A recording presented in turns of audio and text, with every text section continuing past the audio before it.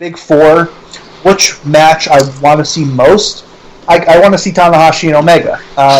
And I think the thing with Omega here is, he's really got this is almost a proving ground for him as well. And I think him losing the title here wouldn't necessarily be a kind of a nail in the coffin for his run.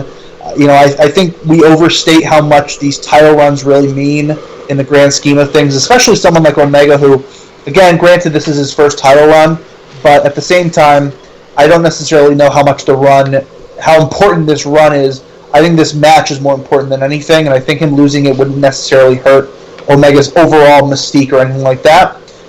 As far as the One-Winged Angel is concerned, I think the reason Tanahashi wins this match is because he never hits it. Okay. I think Omega doesn't hit the One-Winged Angel, and that's how Tanahashi... We're going to have a repeat of what happened with Okada in the first match, where he just doesn't hit the move. I do. Yeah, I think and I'll go into my end game here. I think the end game here is Tanahashi Okada main eventing MSG for the IWGP title. Mm-hmm. I think Okada beats Tanahashi at MSG.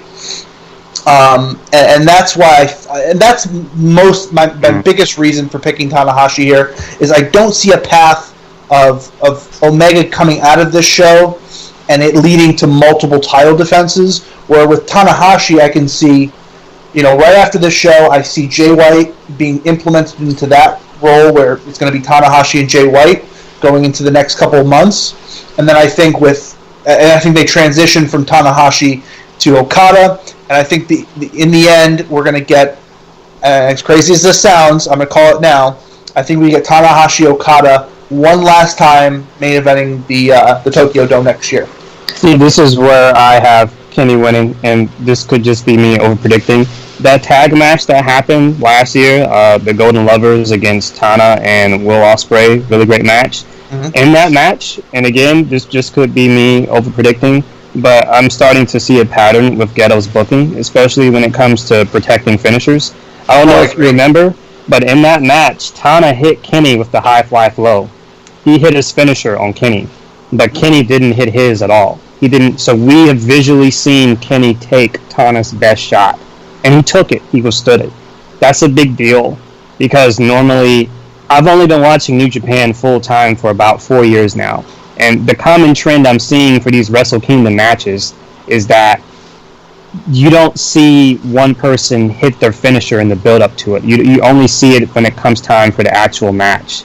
So the fact that Tana hit Kenny with his finisher, but Kenny didn't hit his, that to me sets it up for, at WrestleKingdom, Tana's going to hit the high fly flow, and I feel like Kenny's going to kick out. And then Tana's going to be like, oh shit, now what do I do? And I don't know if you've heard about this, but there's been this crazy rumor going on for about 3 months now that Tana might turn heel. Oh. That would be crazy. And I could see him turning heel because in the story, he's been shit-talking Kenny's style, saying that, I don't get his style, I don't understand. Like, he's basically been criticizing his style. But what if he gets in the ring with him and he just can't beat him? Do you remember, obviously it didn't happen, but do you guys remember when John Cena fought AJ Styles at SummerSlam? And, Cena hit AJ, up in AA from the top rope, and AJ kicked out, and Cena just had, this what the fuck look on his face, and for a minute, you thought he was going to turn heel or just do something. I was like, what do I got to do to beat this dude, sort of. I could see something like that happening, where Tana hits Kenny with his best shot, and Kenny kicks out, and Tana's like, now what? I don't think Tana will turn heel. I don't even know where the story started from. It was a rumor that started about, I think, 3 months ago or something. And, I definitely think that would be a bad move.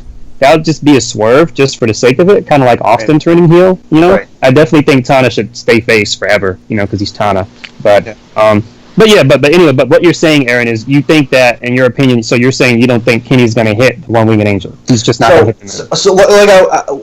For me, I think it can go 2 ways. I think you can pull the trigger on a Tanahashi comeback story and have him win, and I think that's the only way you can do it. Is if you have Tanahashi kick out of the One-Winged Angel, I think and that's one of the things I love about Gato's booking is he does that, where the guy doesn't hit him with his best shot, and you can always come back to it. And that's the one thing I love about what they do is because you can always come back to it. You don't give us everything every time.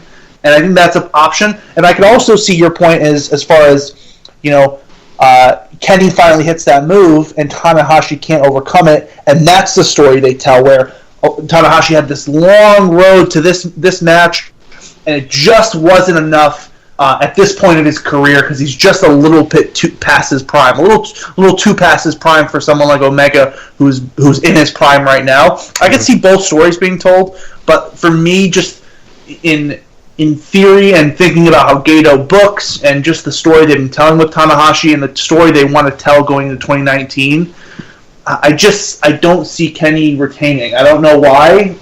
I just think they're going to pull the trigger on the Tanahashi comeback story. I think it's going to end with him, saluting to the crowd and doing his air guitar, and that's just the picture I have in my head.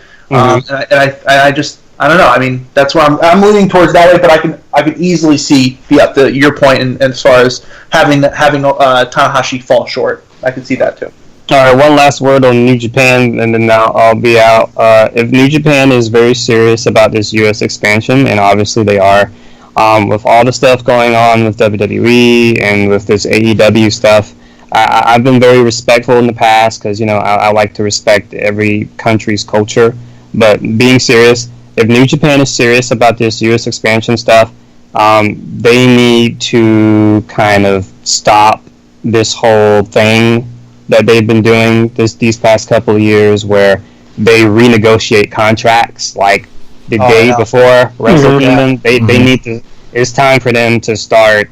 I mean, say what you want about WWE. You may not like them, but the one thing that I always give WWE is, like, they will start contract negotiations like super early. You can be a WWE superstar like it's January, and your contract can expire in August, and they'll start talking to you like as early as fucking March. They lock their guys up. New Japan really needs to, especially with this AEW stuff, they need to start locking down their talents, because this whole, like, we're gonna renegotiate like 2 days before our biggest show of the year, like, that's not viable.